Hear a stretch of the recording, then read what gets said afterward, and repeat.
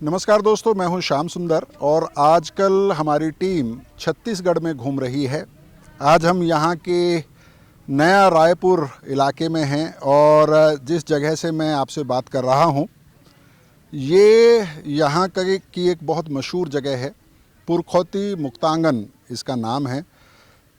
नाम से आप अंदाज़ा लगा सकते हैं कि हमारे पुरखों के बारे में जहां आपको जानकारी मिलती है ये वो जगह है।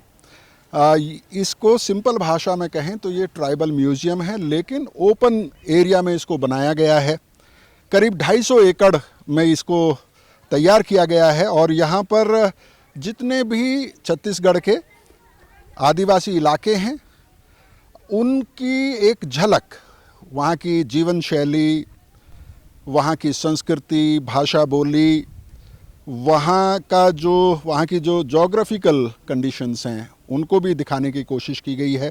250 एकड़ जैसे मैंने बताया आसान नहीं है पैदल घूमना और उसमें समय भी बहुत लगेगा। तो इस तरह की बैटरी रिक्शा यहाँ पर आपको मिल जाती हैं जो आपको इस पूरे पार्क में घुमाती हैं, मुक्तांगन में घुमाती हैं। मुक्तांगन यानी कि खुला आंगन जो है वहाँ पर आप घूम सकते हैं। तो आइए, आपका नाम क्या है? शेखर पटेल नाम है। अच्छा शेखर जी, कितने लोग आ जाते हैं रोज़ यहाँ पे घूमने के लिए? रोज यहाँ पे हज़ारों लोग आते हैं, हज़ार से भी ज़्यादा आते हैं। कभी कभी जैसे कोई फेस्टिवल होता है, 26 जनवरी है, 15 अगस्त है, या कोई जैसे अभी आदिवासी महोत्सव चल रहा है तब, या रक्षाबंधन में, इसमें छुट्टी के दिन पे काफ़ी लोग आते हैं। तो चलिए पीछे की तरफ बैठ जाएं हम लोग, ना आगे की तरफ बैठें? पीछे की तरफ बैठ जाते हैं, उससे क्या है ना कैमरे को थोड़ा सा, या आपके साथ बैठ जाएं? चलिए मैं आपके साथ बैठ जाता हूँ। आप यहाँ पे आ जाइए जगदीश और आप दिखाते रहिएगा ना। चलिए, तो क्या नाम बताया था आपने अपना? शेखर पटेल बताया। तो शेखर जी इधर से शुरू करेंगे ना। चलिए घुमा दीजिए। तो इस तरफ से सबसे पहले कौन सा इलाका पड़ेगा? इस तरफ से सबसे पहले सरगुजा प्रखंड बोलते हैं हम लोग। इसको सरगुजा प्रखंड बोलते हैं। तो जी, और सरगुजा के बारे में अगर आप जानते हैं तो सरगुजा में पंडो और पहाड़ी कोरवा और भील, बिरहोर, कुड़ाकुल, ये आदिवासी समुदाय वहाँ रहते हैं। मैं भी भारत की टीम वहाँ गई थी और आपके लिए वहाँ से कुछ एपिसोड्स हमने तैयार किए थे। तो अगर आप छत्तीसगढ़ आते हैं और आपको आदिवासी इलाकों में घूमने का समय नहीं मिलता है तो आप नया रायपुर में पुरखौती मुक्तांगन में आ सकते हैं। यहाँ पर वो झलक आप देख सकते हैं कि वो किस तरह का वहाँ का इलाका होता है जहाँ आदिवासी रहते हैं। क्या बोलते हैं? पांडो घर। तो पांडो के बारे में आपको मैं ये बता दूं, 1 मिनट आगे, थोड़ा सा आगे रोकिए। नहीं, पहले ये घर दिखा देते हैं कैसा होता है पंडो का घर, है ना। उतर के आइए, आपको पंडो आदिवासियों से वैसे तो हमने मिलवाया, गांव उनका दिखाया है, लेकिन ये जो घर आप देख रहे हैं ये दिखा दीजिए। घर खपरेल की छत है और इस तरह का ये जो आंगन आप देख रहे हैं यहाँ पर ऐसे सीमेंट की बाउंड्री बनाई गई है। लेकिन जब आप आदिवासी इलाकों में जाएंगे, बस्तर में जाएंगे या सरगुजा में जाएंगे, तो ये जो आंगन की जो बाउंड्री है ये लकड़ी की बनी होती है और वो जो आप सैंपल देख सकते हैं वहाँ पे, वो भील जनजाति का घर का एक मॉडल यहाँ पर बनाया गया। और वो जो बीच में आप देख रहे हैं जिसमें छप्पर डाला गया है, यहाँ पर अक्सर आग जलाकर रखी जाती है। तो बहुत बड़े बड़े आंगन होते हैं, जंगल में गांव होते हैं, तो ज़मीन की कोई कमी नहीं होती है। पंडो और पहाड़ी कोरवा आदिवासियों के बारे में आपको बता दूं कि उनको पीवीटीजी की श्रेणी में रखा गया है। पीवीटीजी यानी विशेष रूप से पिछड़े आदिवासी समुदाय, जिनकी जनसंख्या कम है या उनकी जनसंख्या में ठहराव है या उनकी जनसंख्या लगातार कम हो रही है। इसलिए सरकार उनके संरक्षण के लिए, उनके विकास के लिए अलग से योजनाएं तैयार करती है। उनको पीवीटीजी कहा जाता है। तो चलिए, और ये जैसे हमने कहा कि 250 एकड़ में बना हुआ ये म्यूज़ियम है और यहाँ पर अलग अलग छत्तीसगढ़ के आदिवासी समुदायों के बारे में दर्शाया गया है। तो वो आगे देखते हैं, आइए चलिए। इस तरफ जाना है? जी सर। तो इस तरफ कौन सा संभाग है? अभी सरगुजा ही है ये? सरगुजा है। ठीक है। ये जो है ये किसका दिखाएगा? रजवाड़ घर है सरगुजा। हाँ, सरगुजा का रजवाड़ घर। रजवाड़ घर, अच्छा। तो बहुत खूबसूरती से इसको बनाया गया है। थोड़ा सा इस वक्त जब हम आए हैं तो धूप का समय है। और इस तरफ क्या है ये? धूमकुड़िया है। धूमकुड़िया, एक मिनट रोकिए। धूमकुड़िया के बारे में बताना बहुत ज़रूरी है। जैसा हम कई बार आपको बताते रहे, धूमकुड़िया एक तरह से एक कम्युनिटी का वो स्पेस होता है जहाँ शाम को सब आदिवासी मिलते हैं। एक तरह की डॉर्मेट्री जिसको आप कहते हैं, गुरुकुल कह सकते हैं। तो ये उसका मॉडल है। धूमकुड़िया में जो आदिवासी समाज के बुज़ुर्ग जो होते हैं वो नई जनरेशन के लोगों को अपने समाज के बारे में, अपनी संस्कृति के बारे में, अपनी आर्थिक गतिविधियों के बारे में, मसलन जंगल में अगर आप जाते हैं तो किन चीज़ों की सावधानी बरतनी चाहिए, जंगल में जो जहरीले फल होते हैं उनको कैसे पहचानेंगे, औषधियाँ जो हैं वो कैसे आप जंगल से हासिल कर सकते हैं। उसके अलावा उनके जो नाच हैं, गीत हैं, इन सब की ट्रेनिंग धूमकुड़िया जैसे संस्थानों में दी जाती है। जैसे बस्तर में घोटुल के बारे में आपने ज़रूर सुना होगा, हमने एक स्पेशल एपिसोड भी किया था। उसी तरह से धूमकुड़िया जो है वो कम्युनिटी का वो स्पेस है जहाँ पर एक जनरेशन से दूसरी जनरेशन को नॉलेज का ट्रांसफ़र होता है, एक जनरेशन से दूसरी जनरेशन को ज्ञान दिया जाता है। तो ये उसका एक मॉडल है। और यहाँ पर भी आप देखेंगे कि बड़ा आंगन है। ये मॉडल के तौर पर क्योंकि बनाया गया है, लकड़ी से इसकी बाउंड्री की गई है। तो शाम को उस समय में जब फसल की बुआई हो जाती है, और ये नवंबर का जो समय है, अभी धान कटाई का समय है, तो इस समय आमतौर पर धूमकुड़िया में उस तरह का माहौल नहीं मिलता है। लेकिन जब फसल लगाई जाती है और कटाई के बीच का जो मौसम होता है उसमें धूमकुड़िया में नई जनरेशन की ट्रेनिंग होती है। चलिए और आगे चलते हैं, चलिए। और इधर दिखा दीजिए ये वाला निकलते हुए। तो ये जो है ये पहाड़ी कोरवा का घर है। एक मिनट रुकिएगा। पहाड़ी कोरवा का घर इसलिए दिखाना ज़रूरी है कि पहाड़ी कोरवा एक और पीवीटीजी है जो नाम से आप अंदाज़ा लगा सकते हैं। ये उनके घर का मॉडल यहाँ पे बनाया गया है। और पहाड़ी कोरवा जो है वो एक और ऐसा आदिवासी समुदाय है जिसकी आबादी लगातार कम हो रही है। लेकिन पहाड़ी कोरवा अभी भी किसी भी सूरत में जंगल को छोड़कर बाहर आने के लिए तैयार नहीं है। तो ये एक बार घर का मॉडल है, आप दिखा दीजिए।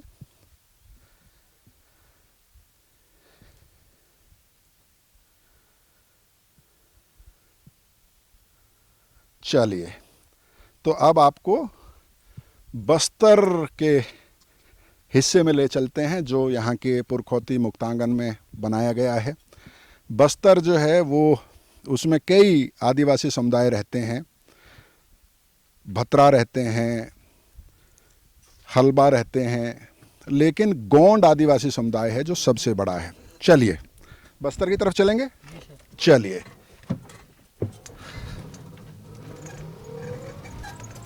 तो ये बहुत खूबसूरत सा एक ओपन म्यूज़ियम बनाया गया है जिसमें आप अलग अलग आदिवासी समुदायों के घरों के मॉडल देख सकते हैं।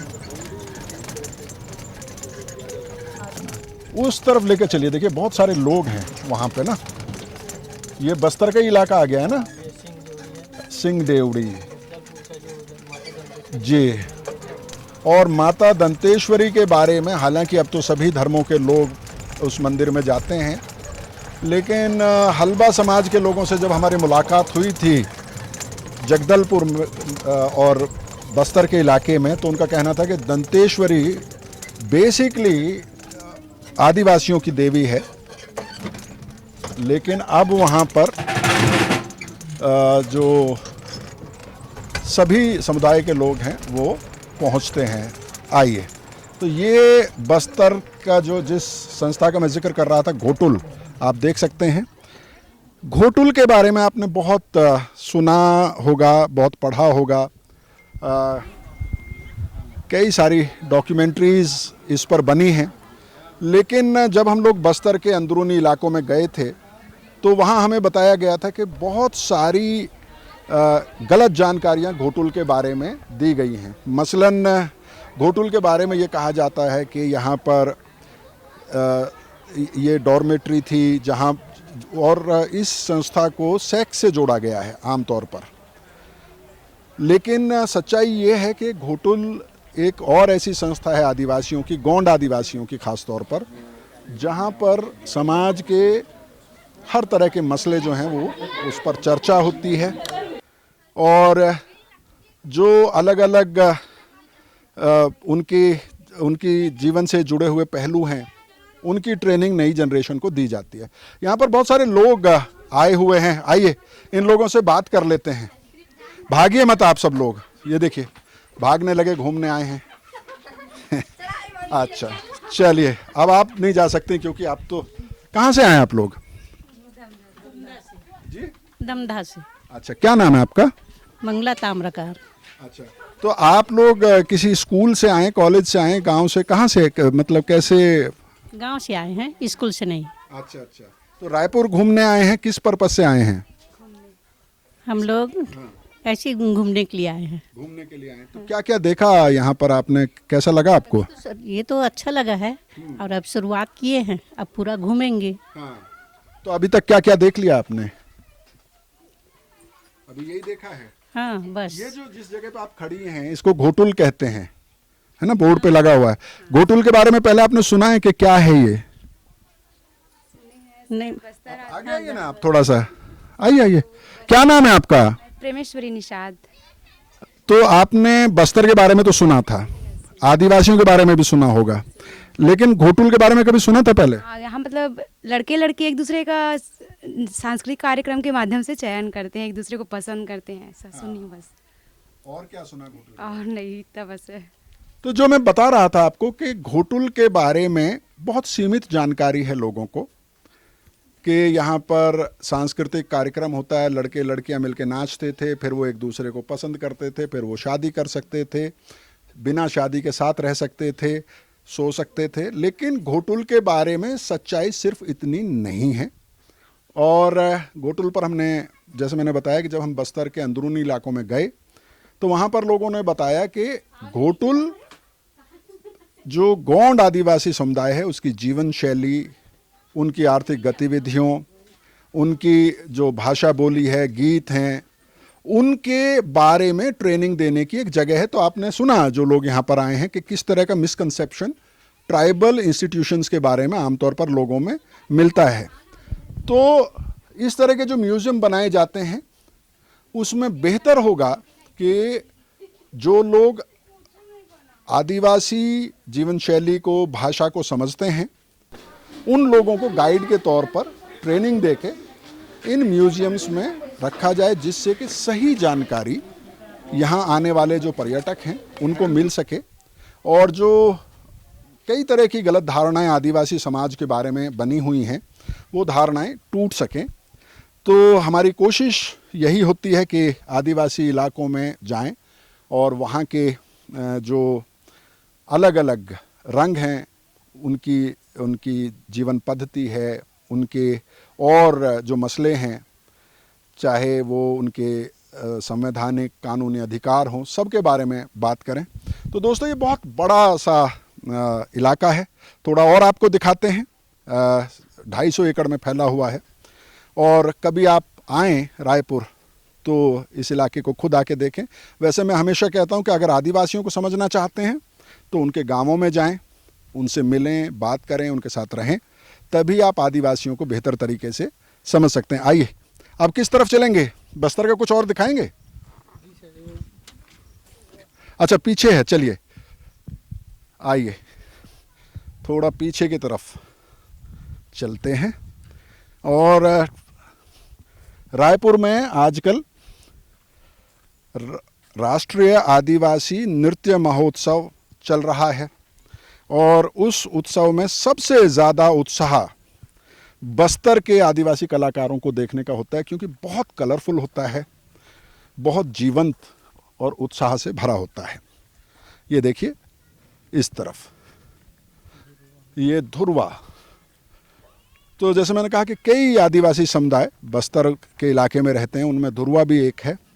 धुरवा को छत्तीसगढ़ में पीवीटीजी की श्रेणी में रखा गया है, यानी कि अति पिछड़े आदिवासी समुदायों के तौर पर उनको पहचाना जाता है।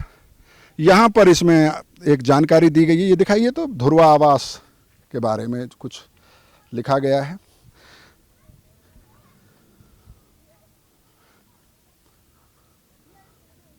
तो यहाँ जो जानकारी दी गई है उसके हिसाब से बस्तर और सुकमा में धुरवा आदिवासी रहते हैं। धुरवा आदिवासियों के बारे में मैं बता दूं आपको कि धुरवा आदिवासी उड़ीसा में भी हैं, लेकिन उड़ीसा में धुरवा आदिवासियों को जनरल कैटेगरी में रखा गया है और वो समुदाय बहुत लंबे समय से लड़ाई लड़ रहा है, आंदोलन कर रहा है कि उनको शेड्यूल्ड ट्राइब में शामिल किया जाना चाहिए। उसके लिए उन्होंने अपने कई शोध अध्ययन वो पेश किए। और ये जो आप देख रहे हैं ना छोटा घर, इस पर जो सीढ़ी लगी हुई है, आप अंदाज़ा लगाइए कि ये किस लिए होता होगा। दरअसल ये बकरी का घर है। और आदिवासी इलाकों में जब आप जाएंगे तो आंगन में इस तरह का घर जो है शुरुआत में ही मिलेगा। इसमें बकरियां जो हैं वो ऊपर चढ़ती हैं और इस घर के अंदर रहती हैं। तो दिन भर बकरियां बाहर चरती हैं और शाम को जैसे ही उनको इशारा किया जाता है वो दौड़ के इससे चढ़ के ऊपर इस घर के अंदर रहती हैं। और नीचे जो है उसमें सूअर पाला जाता है। तो ये बकरी और सूअर का बाड़ा है। बकरी ऊपर रहती है और सूअर नीचे रहता है। तो दोस्तों मुझे उम्मीद है कि आप जब अगली बार आएंगे रायपुर तो ये जो मुक्तांगन है, पुरखौती मुक्तांगन, यानी कि हमारे पुरखों के बारे में जानकारी देने वाला एक म्यूज़ियम, उसको आप देखेंगे और आदिवासियों को समझेंगे और आपकी उनके बारे में जो अभी तक आपने सुनी सुनाई बातों से सीखा है वो गलत धारणाएं टूटेंगी। तो अगले 2-3 दिन लगातार आपको हम लोग रायपुर से यहाँ जो आदिवासी नृत्य महोत्सव है वो दिखाएंगे, उससे जुड़ी हुई रिपोर्ट्स, इंटरव्यूज़ आपके सामने लेकर आएंगे और उसके बाद फिर छत्तीसगढ़ के आदिवासी समुदायों से मिलवाने के लिए हमेशा की तरह उनके गांवों में, उनकी बस्तियों में आपको लेकर जाएंगे। बहुत बहुत शुक्रिया। Thank you.